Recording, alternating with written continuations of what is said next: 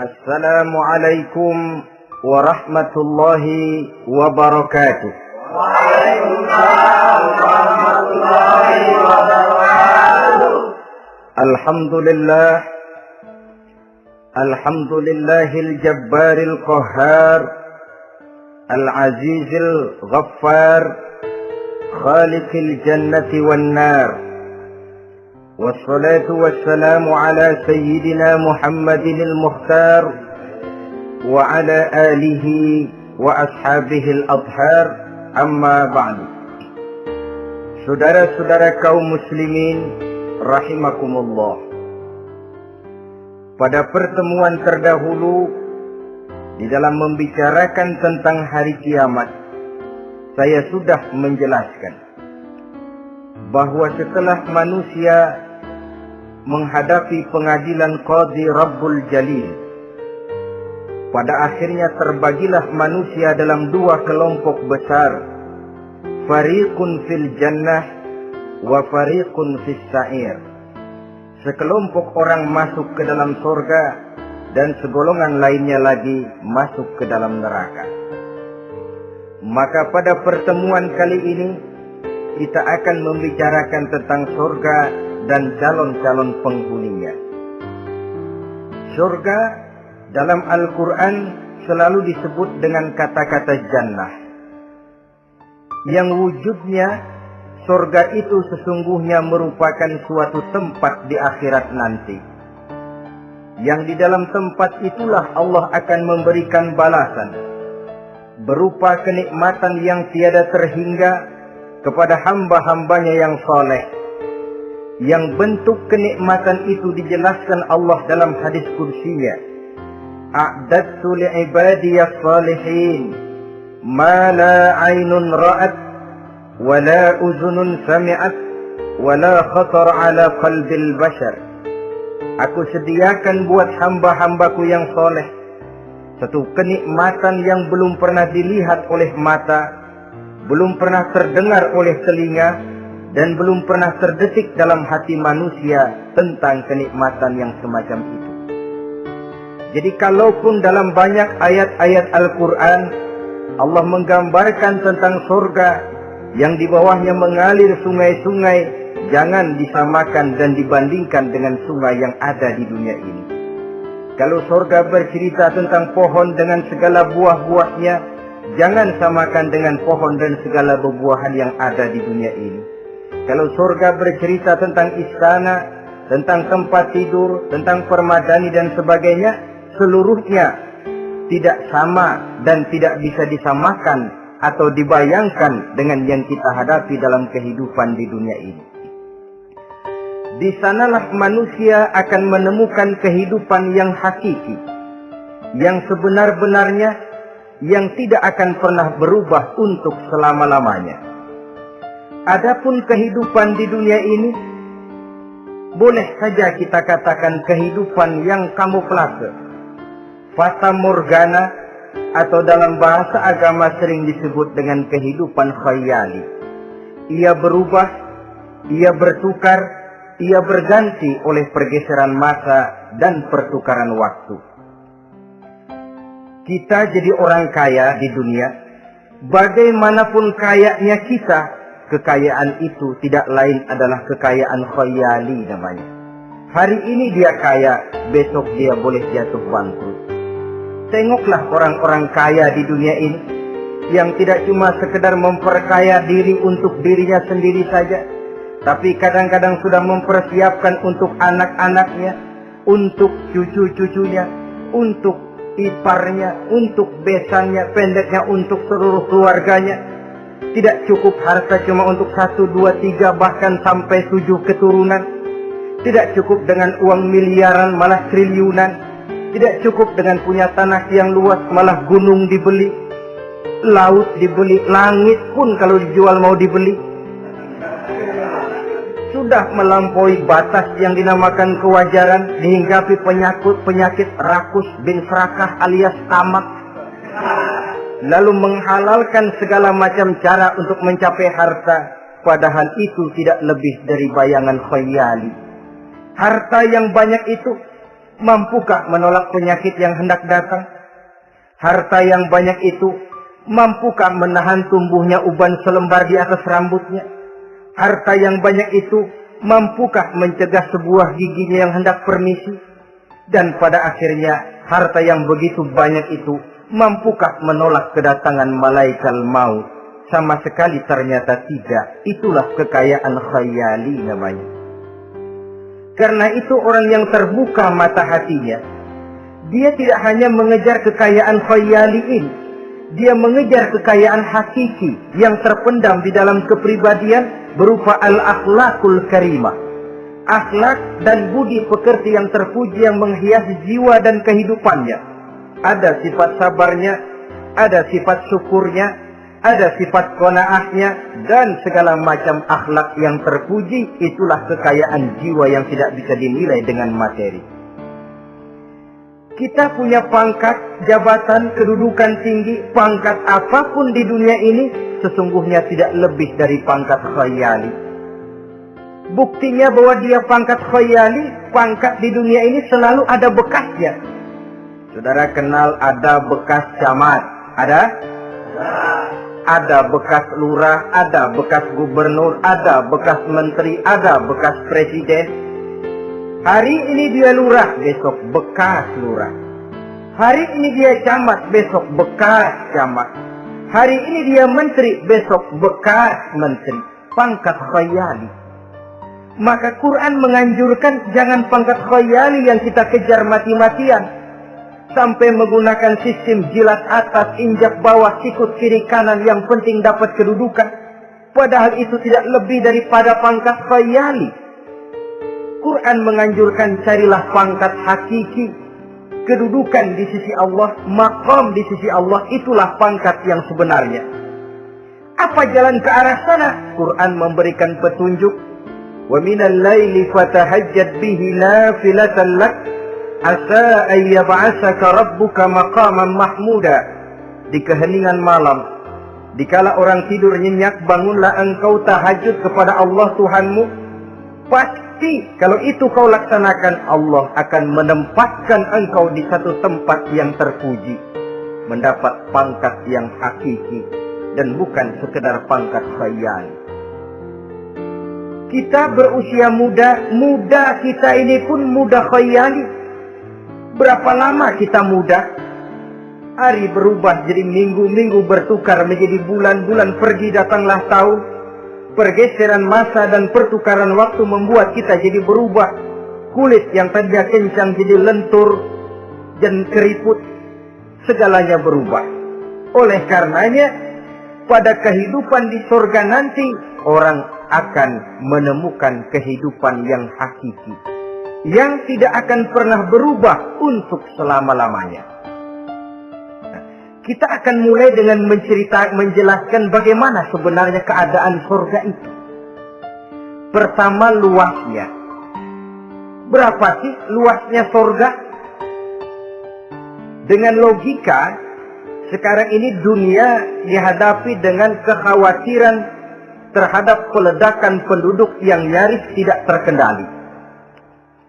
5 miliar lebih jumlah manusia yang nongkrong di permukaan bumi.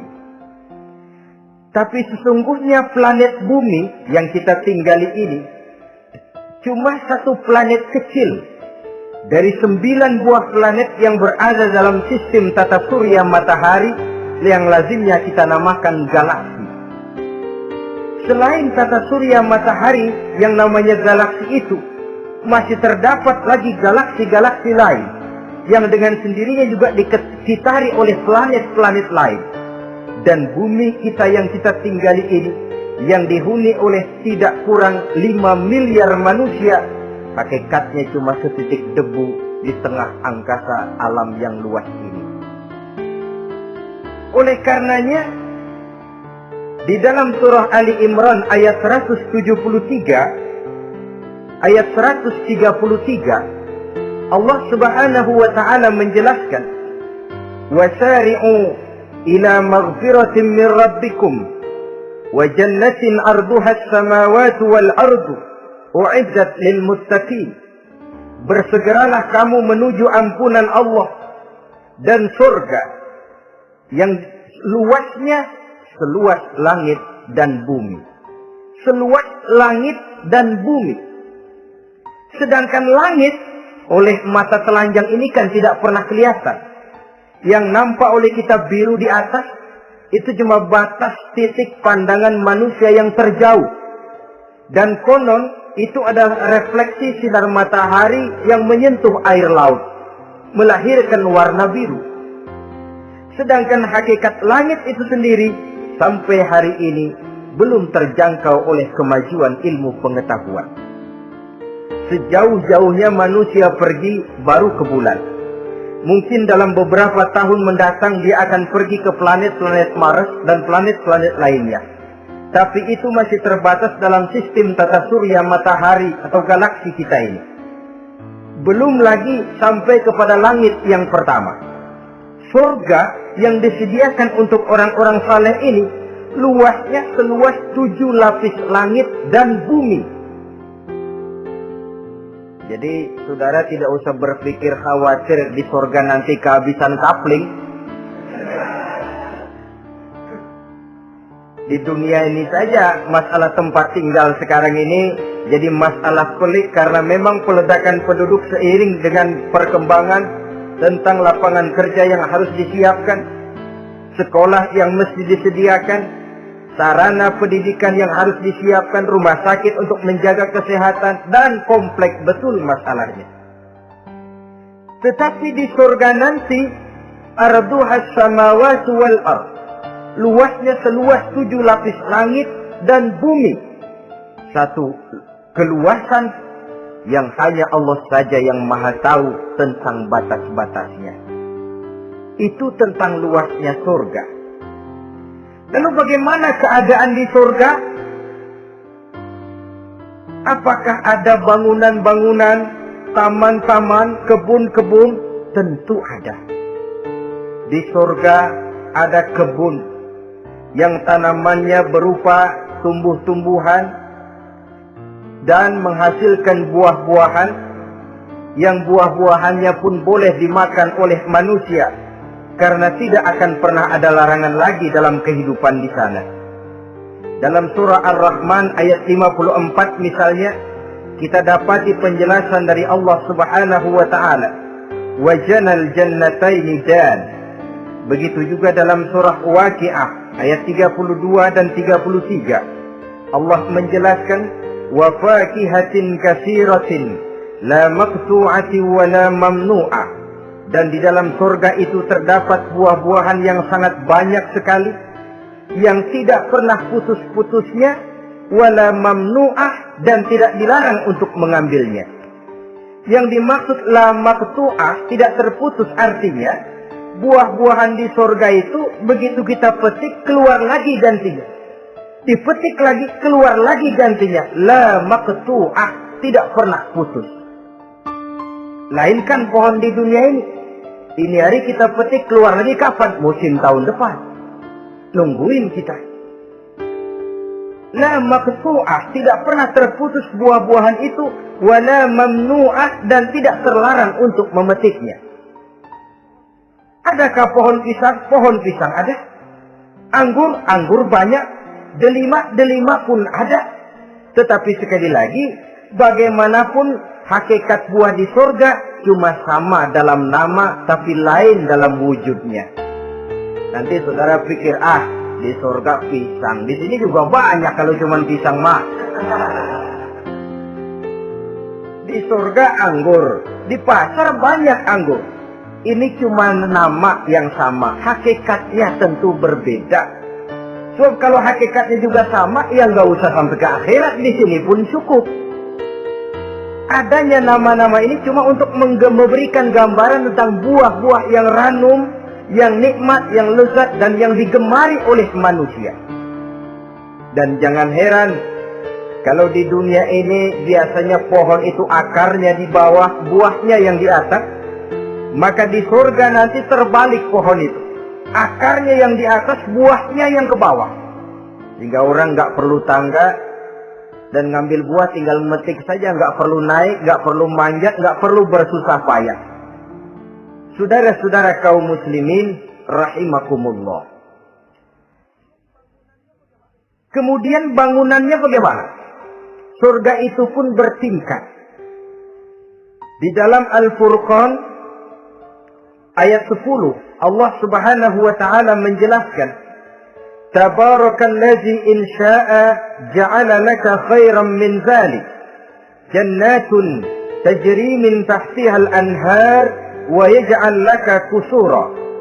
Maha suci Allah yang apabila Ia menghendaki dijadikannya untuk kamu yang lebih baik daripada kehidupan dunia ini, yaitu surga yang di bawahnya mengalir sungai-sungai, dan dibangunkannya untuk kamu istana-istana di dalam surga. Jadi bangunan di surga pun berbeda sesuai dengan amalan orang yang masuk ke dalamnya. Seperti halnya perumahan di dunia ini, ada yang masuk kelas pondok indah, ada juga yang masuk kelas pondok pindah. Itu kan tidak sama itu. Ada pondok indah, ada pondok pindah. Sudah pondok pindah lagi.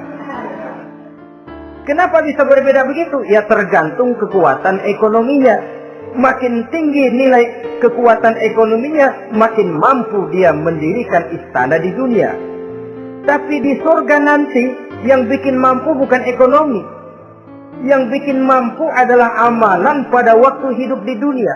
Makin banyak amalnya, dengan sendirinya makin baguslah istananya di surga. Tetapi yang namanya surga, dapat empernya juga sudah lumayan betul itu. Seemper-empernya surga masih jauh lebih baik daripada sebagus-bagus istana di dunia ini. Taj Mahal, bangunan yang mengagumkan. Istana Raja Persia, bangunan yang menggiurkan. Sehebat-hebatnya istana dunia, masih jauh lebih mending empernya surga.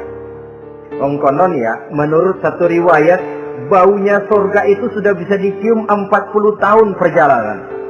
Menurut riwayat lain 500 tahun perjalanan. Menurut riwayat satu lagi 70 tahun perjalanan. Baunya surga sudah dapat dicium oleh manusia. Saudara-saudara kaum muslimin rahimakumullah.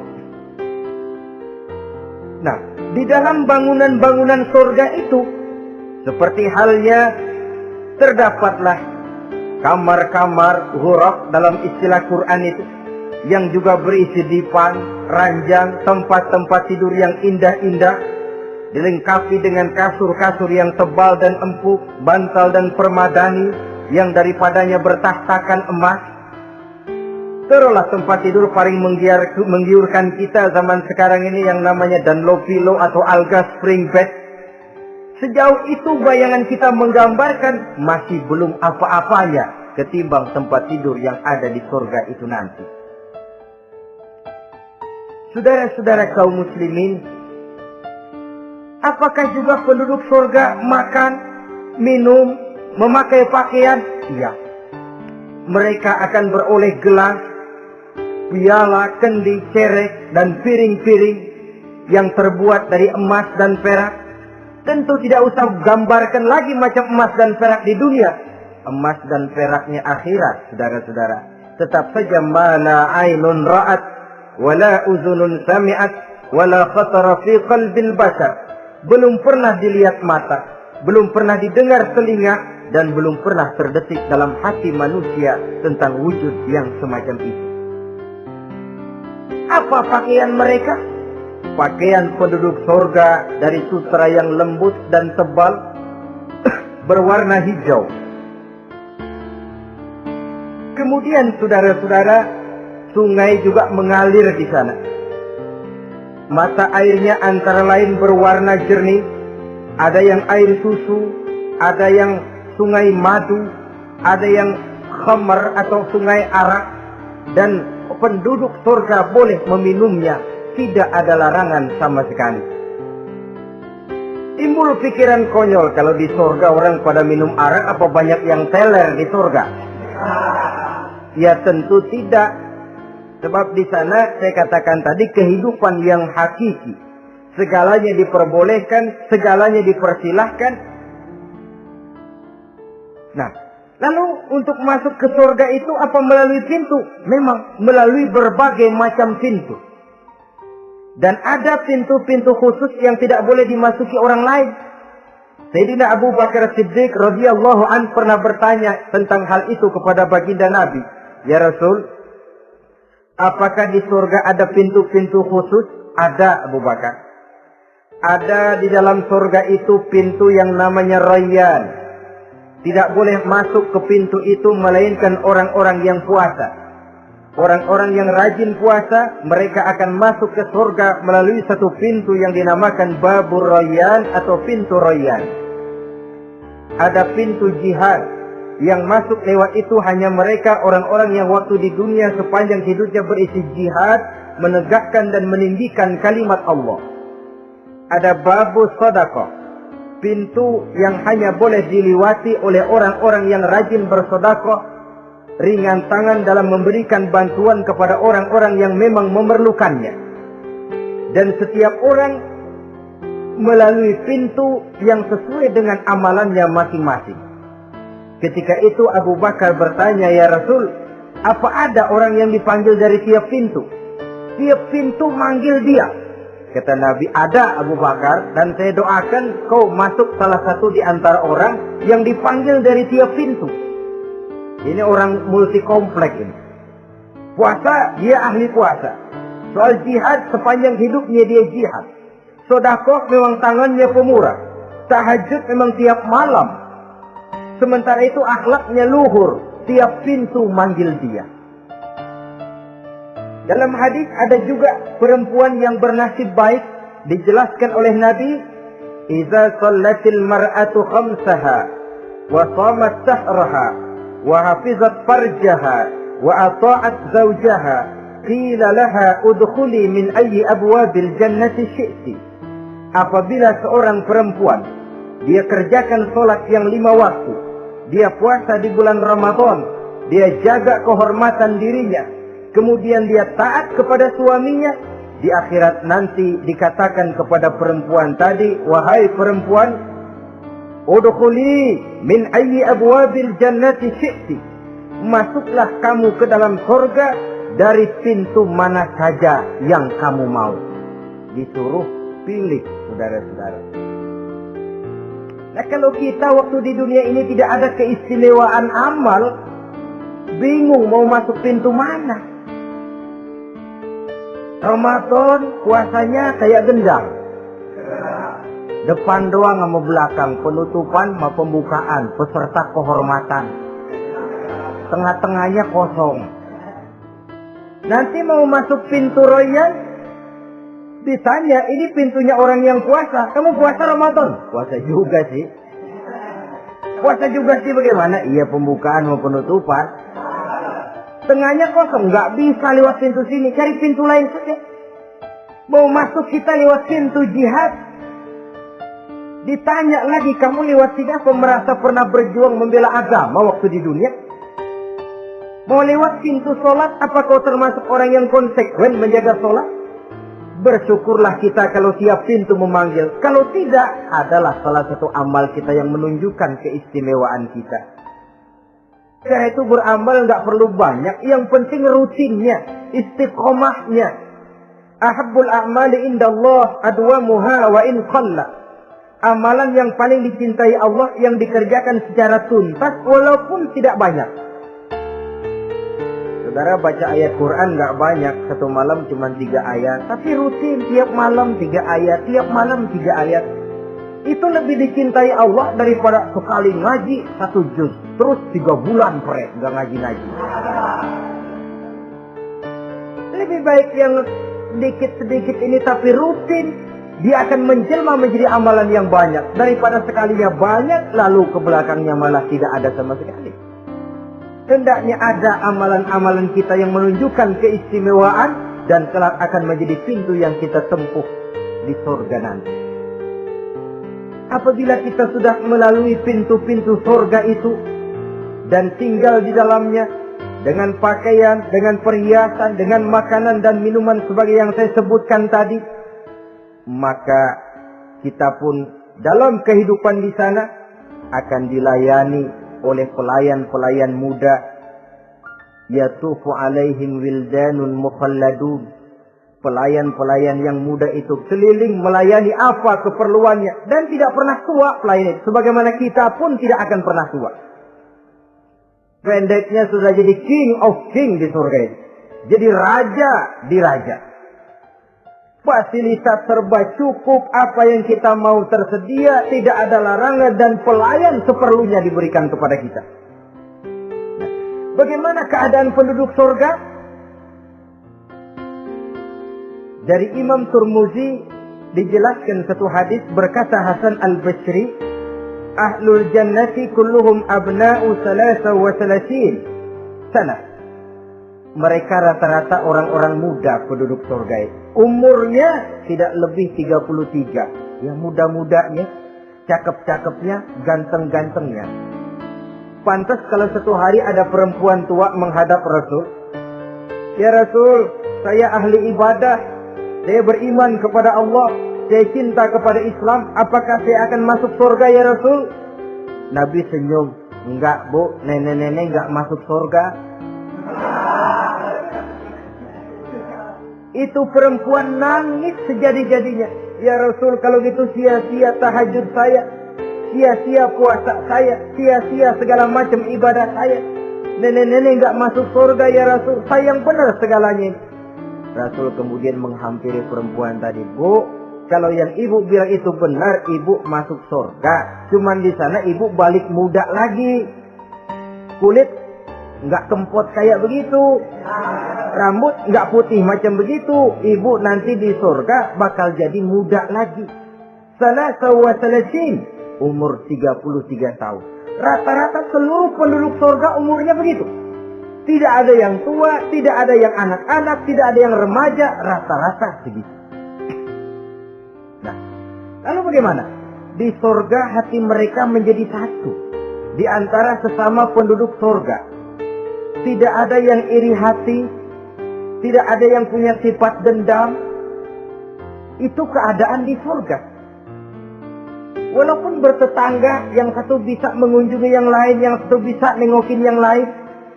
Tapi tidak ada sifat iri hati dan dengki. Tidak ada yang satu datang ke tempat saudaranya di surga. Loh, kapling lo lebih luas dari gua. Ini nggak ada Tuhan. Tidak ada. Semuanya hati sudah menjadi satu. Tidak ada dendam, tidak ada iri hati. Kan jauh bedanya dengan kehidupan di dunia ini toh. Kadang-kadang di dunia ini begitulah romantikanya. Kita melarat, disuraki orang. Kita sedikit kaya, diselidiki orang. Ada saja yang iri, ada saja yang hasut, dan selalu mencari cara untuk menjatuhkan kita. Di surga, hal semacam itu tidak akan kita temui. Orang tidak punya sifat iri hati dan dendam. Lalu bagaimana lagi keadaan penduduk surga itu?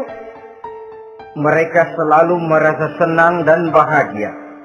Tiap hari, tiap saat yang dirasakan cuma itu saja.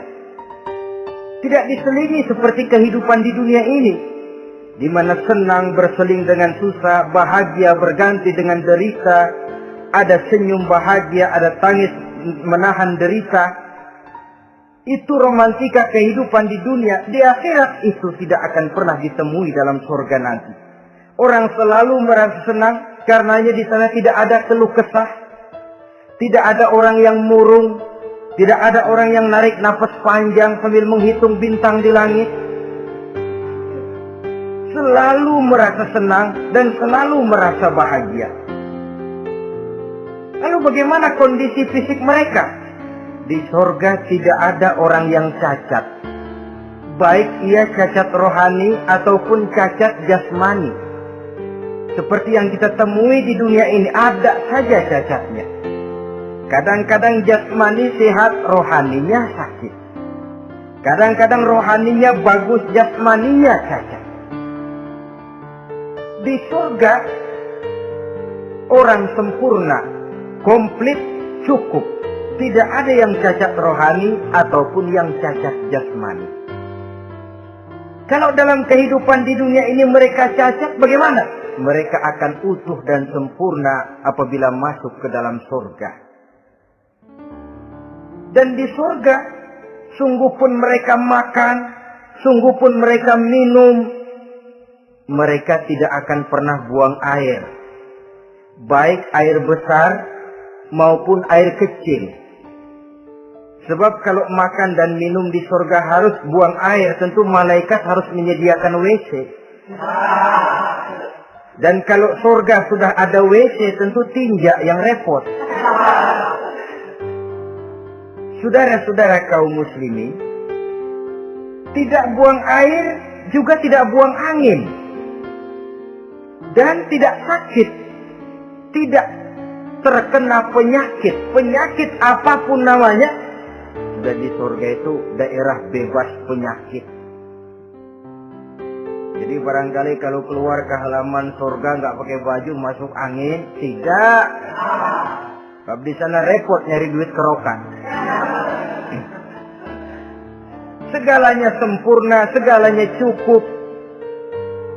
Lalu bagaimana kalau tiap saat mereka makan, tiap saat mereka minum tapi tidak buang air? Konon keringat yang keluar dari mereka, tubuh mereka.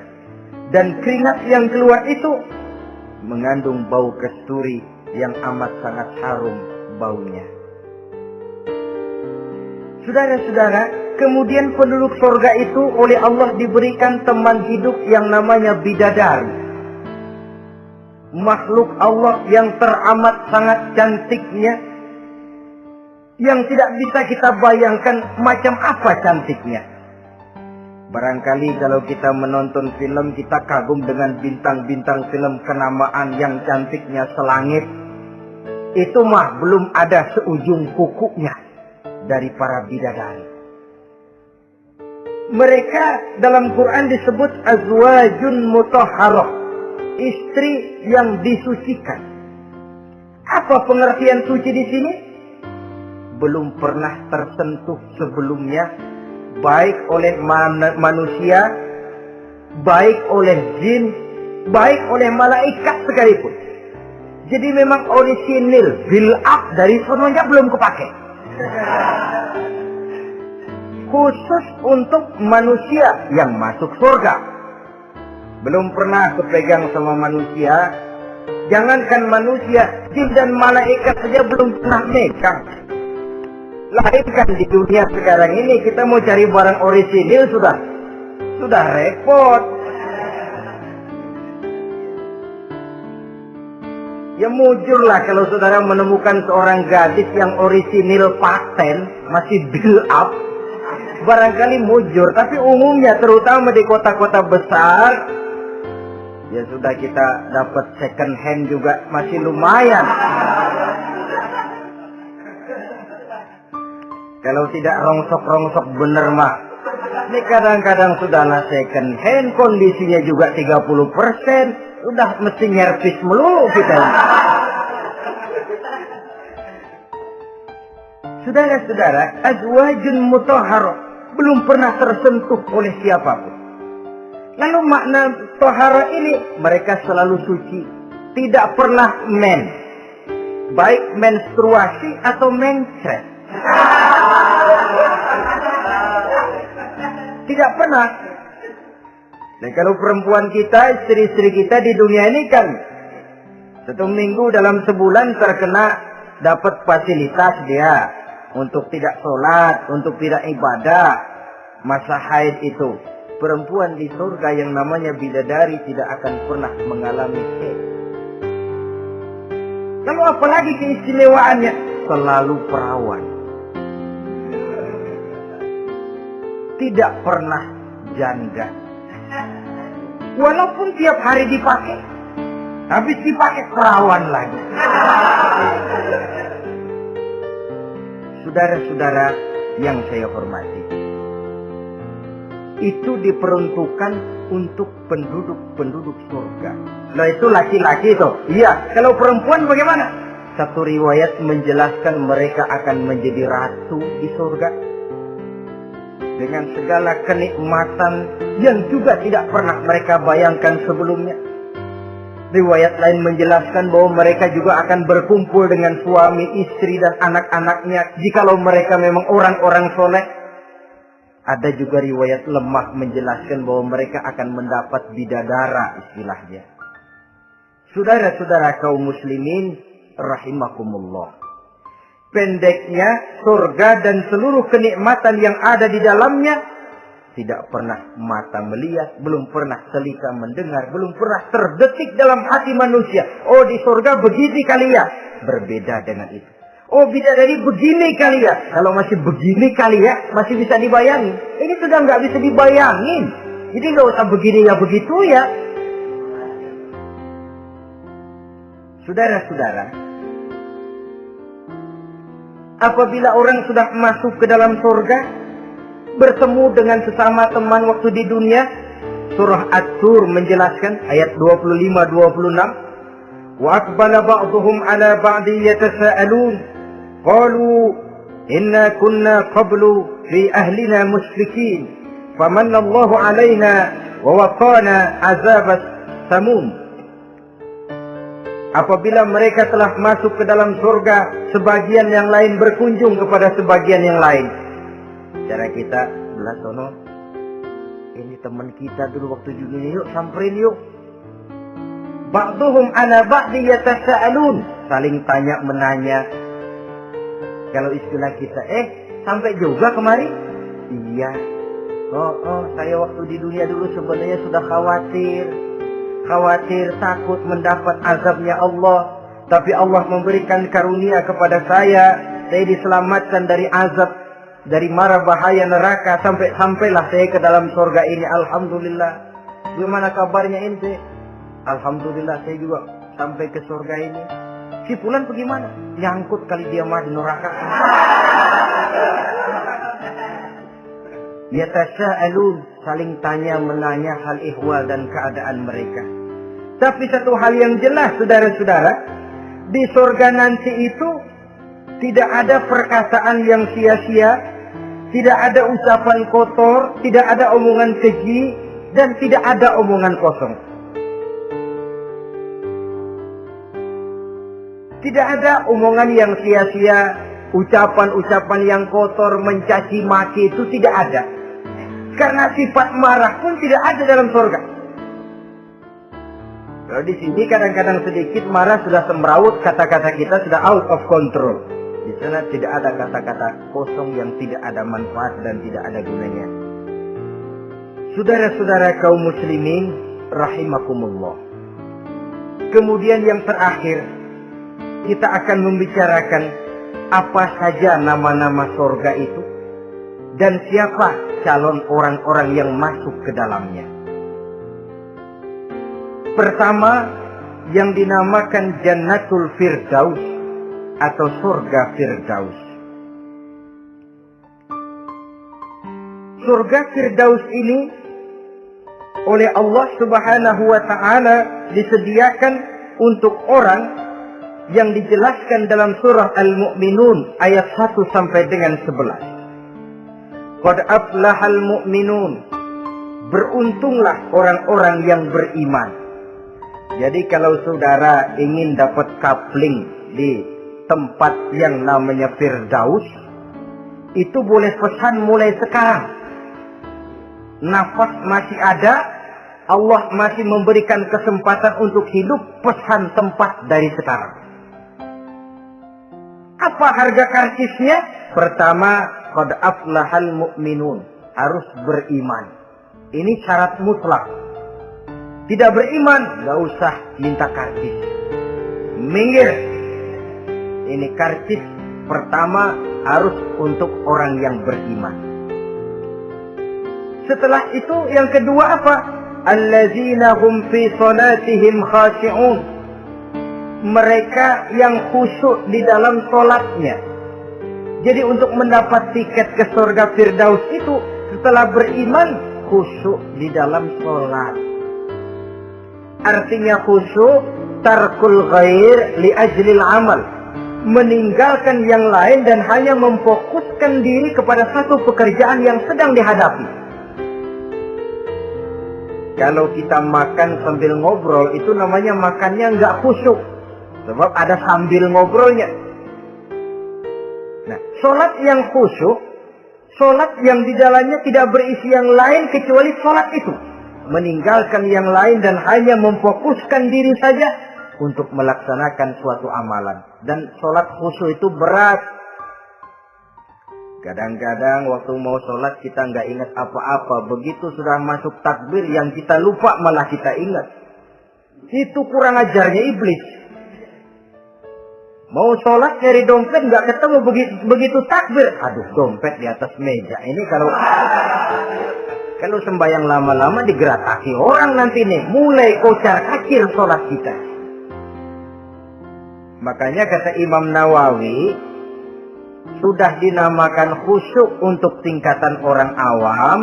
Kalau pada waktu takbir dia ingat Allah. Segitu aja dulu dah tingkatan orang awam nih. Sebab yang namanya khusyuk itu hudurul qalbi wa sukunul jawarih. Hatinya ikut sholat, anggota badannya tenang tentram di waktu sholat. Khusyuk. Kalau waktu sholat garuk sono, garuk sini, kaki ketekas, ketekus. Sudah, anggota badannya nggak khusyuk. Atau anggota badannya tenang tentram, nggak gerak-gerak, cuma hatinya ngayap kemana-mana. Badannya di musola, hatinya di pasar. Itu juga nggak khusyuk. Dan itu berat. Karena itu, ini syarat kedua untuk mendapat tiket ke Firdaus. Imam Ali saja pernah dites oleh Rasul. Ya Ali, saya ya Rasul, kalau kau bisa sembahyang khusyuk, aku boleh kasih kau serban. Kamu boleh pilih yang hijau atau yang putih nanti. Baik ya Rasul, sembahyang beliau 2 rakaat. Selesai salam ditanya, yang mana sorbannya Li? Kata Imam Ali, yang hijau ya Rasul. Belum nengok udah yang hijau ya Rasul. Kata Nabi, kalau begitu ente nggak khusyuk Li. Kenapa? Mungkin tadi waktu sujud mikirin, ntar kalau gua ditawarin milih yang hijau aja dah. Belum nengok sudah menjawab. Saudara-saudara, yang ketiga, wallazina hum 'anil lagwi mu'ridun. Orang-orang yang menghindarkan diri dari ucapan dan perbuatan yang sia-sia, yang tidak ada gunanya.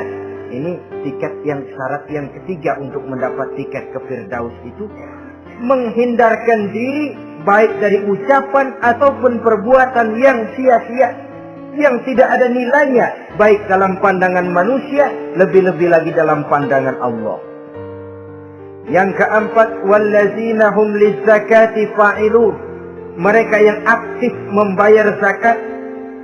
Kemudian yang kelima, wallazina hum lifurujihim hafizun illa ala azwajihim aw ma malakat aymanuhum fa innahum ghairu malumin.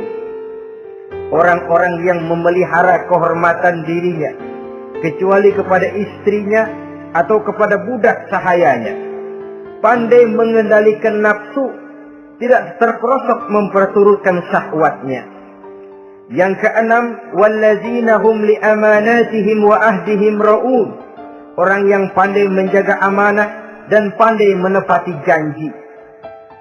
Saudara-saudara, kalau janji ditepati, sebab janji adalah hutang. Yang ketujuh, wallazina hum ala sholawatihim yuhafizun. Mereka juga selalu memelihara, tidak cuma sekedar khusyuk, tapi memelihara sholat dengan baik.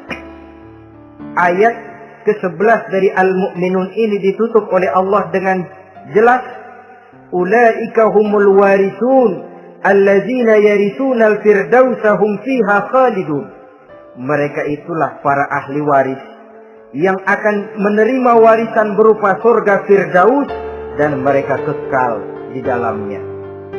Kalau tadi sudah kita tangkap bahwa begitu besar kenikmatan yang ada di dalam surga, ternyata barang yang mahal memang tidak mudah untuk didapat. Saudara-saudara, inilah surga Firdaus. Adapun yang kedua, nama surga itu disebut dalam Quran Jannatu Adnin, surga Aden. Untuk siapa mereka? Dalam surah Ar-Ra'd ayat 22 dan 23 Allah menjelaskan, walladzina sabaru ibtigha'a wajhi rabbihim wa aqamus shalah wa anfaqu mimma razaqnahum sirran wa alaniyah wa yadra'una bil hasanati sayyi'ata ulaika lahum uqbad dar jannatu adnin yadkhulunaha. Dan orang-orang yang sabar, walladzina sabaru, orang-orang yang sabar. Sabar dalam apa? Ibtigha'a wajhi rabbihim, dalam menuntut keridhaan Allah. Sabar dalam mencari keridhaan Allah. Sujud mencari keridhaan Allah, sabar. Puasa mencari keridhaan Allah, sabar. Melaksanakan segala macam ibadah untuk mencari keridhaan Allah, sabar. Ini syarat untuk mendapat tiket ke surga Aden nanti, Jannatu Adnin.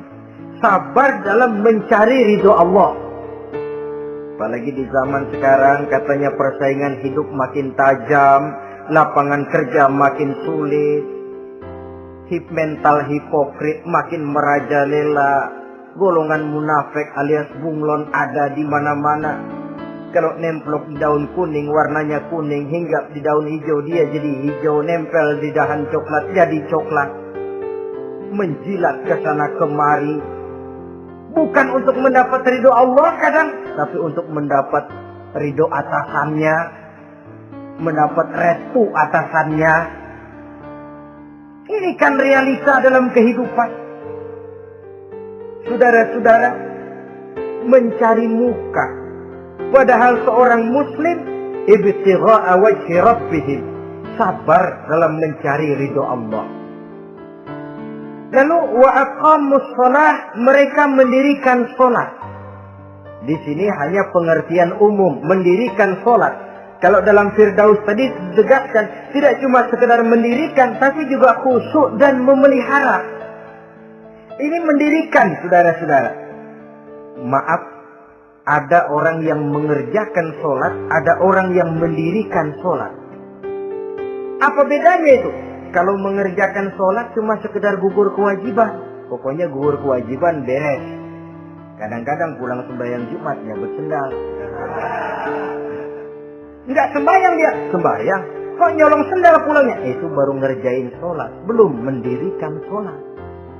Kalau mendirikan sholat, selesai sholat, ajaran sholat diterjemahkan dalam kehidupan. Itu mendirikan namanya. Ada istimror, kontinuitas alias kesinambungan. Selesai sholat, akhlak sholat, ajaran sholat diterjemahkan di luar sholat. Itu makna aqamus sholat. Apalagi syarat yang ketiga untuk mendapat tiket ke surga Aden ini? Wa anfaqu mimma razaqnahum sirran wa alaniyah, menginfakkan, membelanjakan di jalan Allah rezeki yang diberikan kepada mereka, baik terang-terangan maupun sembunyi-sembunyi. Maka sedekah itu terang-terangan baik, sembunyi-sembunyi juga baik kalau niatnya ikhlas karena Allah.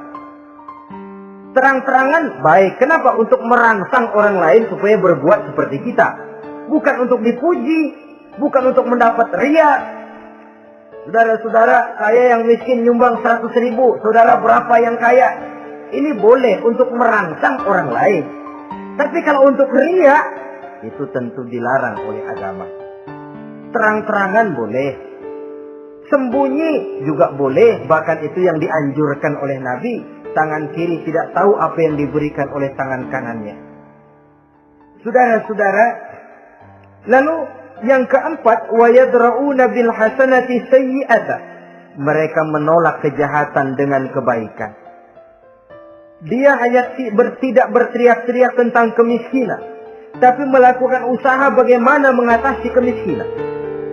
Dia tidak hanya berteriak dengan mengemukakan berbagai macam kemunkaran, tapi mengimbanginya dengan menanamkan segala macam kebajikan. Seperti sekarang ini tuh. Air saja kalau cuma dibendung tapi tidak disalurkan kan ngebludak, jebol bendungan. Kita cuma teriak anak-anak muda dihantam oleh kebudayaan barat yang merusak moral. Tapi mana kebudayaan Islam kita? Gak pernah kita timbulkan. Musuh kita adalah kemiskinan dan kebodohan, jelas. Tapi apa langkah ekonomi yang kita lakukan untuk mengatasi kemiskinan? Dan bagaimana upaya kita meningkatkan mutu pendidikan? Kadang-kadang yang mutunya baik, mahalnya nggak kejangkau oleh lapisan rakyat yang di bawah, menengah ke bawah ini. Itu yang jadi problem. Orang yang mendapat tiket ke surga Adan ini, mereka menolak kejahatan dengan mengimbanginya, melakukan kebajikan. Tidak cuma teori, tidak cuma propaganda, tapi ada langkah konkret bahwa untuk membentengi kemaksiatan harus diperbanyak munkar. Untuk mengimbangi segala macam perbuatan durjana harus dikembangkan majelis taklim pesantren, menghidupkan akhlak Islamiyah dalam kehidupan sehari-hari. Wa yadra'una bil hasanati sayyi'ah. Orang semacam itulah yang akan mendapat tiket ke surga Aden atau Jannatu Adnin nanti. 2. Adapun surga yang ketiga dinamakan Jannatun Na'im. Surga Na'im. Na'im mengandung arti penuh kenikmatan. Tiketnya sederhana saja. Al-Qalam ayat 34. Inna lil muttaqina inda rabbihim jannatun na'im. Sesungguhnya bagi orang-orang yang bertakwa kepada Allah, mereka akan mendapat balasan berupa Jannatun Na'im. Surga Na'im namanya. Jadi tidak banyak untuk mendapatkan surga Na'im ini, cuma takwa. Cuman takwa yang jadi banyak. Apa itu takwa? Sekarang ini kan takwa jadi lalap. Dan orang sering menggunakan istilah agama di zaman sekarang ini untuk maksud yang tidak sama dengan maksud agama. Padahal takwa ini jelas, sebelum Islam datang ke Indonesia, kita orang Indonesia tidak kenal kata-kata takwa. Maka kalau harus menggunakan kata takwa, pengertiannya harus dikembalikan kepada pengertian Islam. Ini sih enggak. Orang yang mana aja kalau dilantik bertakwa kepada Tuhan yang Maha Esa, bertakwa, sampai membleh tuh beda bertakwa. Tapi kalau sudah megang jabatan, kadang-kadang takwa ngalor dia ngidul. Tidak relevan lagi. Lalu apa sih yang namanya takwa itu? Sederhana saja. Imtisalul awamir wajtinabun nawahi. Itulah takwa. Melaksanakan segala yang diperintah, menjauhi yang dilarang, itu takwa. Menjalankan perintah dengan meninggalkan larangan, apa bedanya? Kalau melaksanakan perintah boleh sesuai dengan kemampuan, tapi menjauhi larangan mutlak. Laksanakan perintah Allah sesuai dengan kemampuanmu, tapi tinggalkan larangan Allah mutlak. Mampu tidak mampu, tinggalkan. Enak kalau ada perintah, jauhi larangan Allah semampu kamu. Ya enak, tinggal kita milih. Nah, saya belum mampu ninggal teler itu. Lezat itu, belum mampu.